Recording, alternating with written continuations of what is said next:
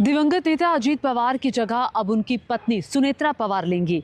सुनेत्रा पवार ने उप मुख्यमंत्री के रूप में पद और गोपनीयता की शपथ ली। आज शाम महाराष्ट्र के राज्यपाल ने उन्हें पद और गोपनीयता की शपथ दिलाई। सुनेत्रा पवार अजीत पवार की पत्नी हैं। अभी हाल ही में आपको याद होगा 28 तारीख को बारामती में अजीत पवार का जो चार्टर्ड प्लेन था वो दुर्घटनाग्रस्त हुआ, जिसमें उनकी मौत हो गई। और उसके बाद से लगातार ये सवाल उठ रहा था कि अब अजीत पवार की जगह कौन लेगा, कौन बनेगा महाराष्ट्र का उप मुख्यमंत्री।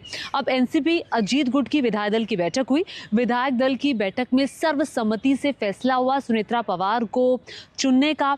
और इसी के साथ ही एक जो संदेश है वो अजीत गुट जो है एनसीपी का उन्होंने दिया है कि एनसीपी एक साथ है और उन्होंने अपना नेता सुनेत्रा पवार को चुन लिया है। अब सुनेत्रा पवार के बारे में मैं आपको बताऊं कि अजीत पवार की वो पत्नी है और साथ ही उनका जो बैकग्राउंड है वो भी राजनीति से आता है।